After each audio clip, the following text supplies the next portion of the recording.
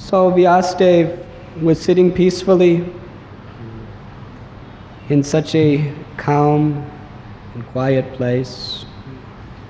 And also he was a perfectly self-realized soul who had complete control of his mind and senses.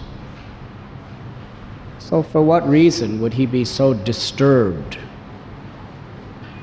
Generally, disturbances are created either from within or without.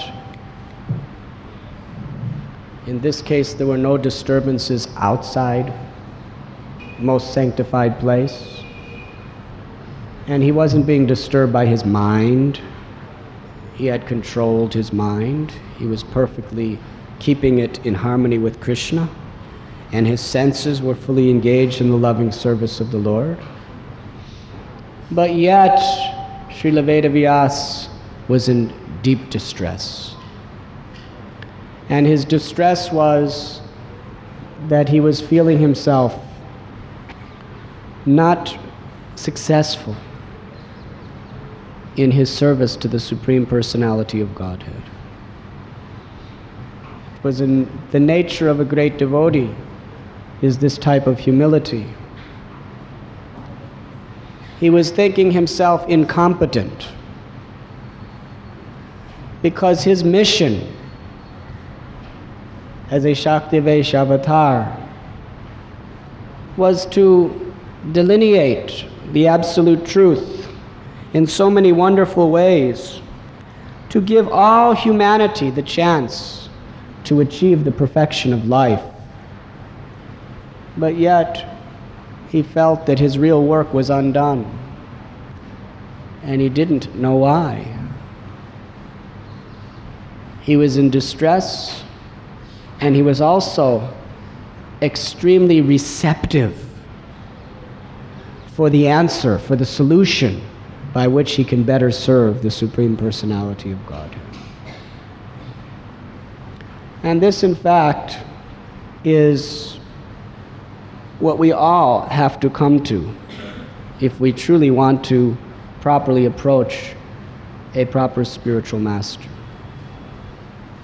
One is we have to be frustrated in our life. In our condition, we have to be frustrated in our material efforts, in our material pursuits. And we should also even feel frustrated in our spiritual life. Because after all, if we think we're doing everything very nicely, then what is the need of a spiritual master? What is the need of learning anything? As long as somebody is content in their particular spiritual position, there's no need to inquire submissively to understand something more. So therefore, materially we should be frustrated, and spiritually we should have some sense of frustration. Frustration in the sense that we are hungry, we are greedy for something beyond what we are. And at the same time, we have to be receptive. We have to be anxious for the solution. We have to be open with our heart and our ears for proper direction and instruction. So this was Vedavyasa's position. He was perfectly representing a proper candidate to hear the truth from a bona fide spiritual master. Sometimes we become complacent. Everything's going very nice. Our family life is going nice. Our children are becoming nice devotees.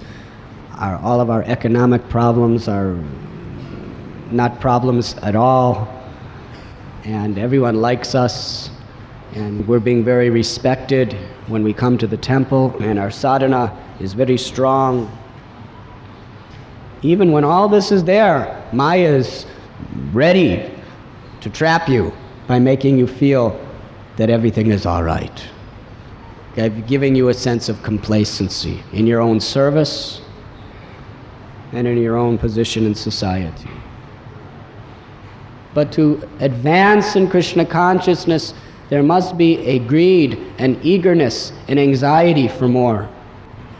and a receptive heart to receive the directions and the blessings by which we can receive that. That must always be there. And that is why it is important to regularly hear Srimad Bhagavatam.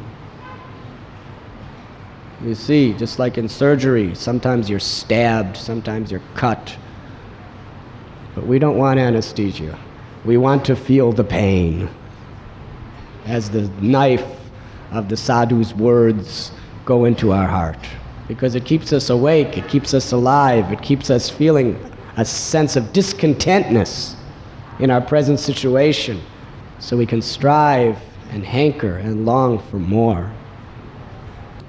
So at this very time, Narada appeared. It's wonderful. Narada didn't appear until Vedavyas was in distress. But we find that this is the case wherever there's a proper transmission of transcendental knowledge. Krishna didn't speak to Arjuna until he was in distress, until he was longing for guidance, until he felt himself incapable. Then Krishna, he waited for that moment. Similarly, Shukadeva Goswami didn't speak to Maharaj Parikshit until he was cursed to die in 7 days. He was eager, he was anxious, as Arjuna was, as Vyasadeva is.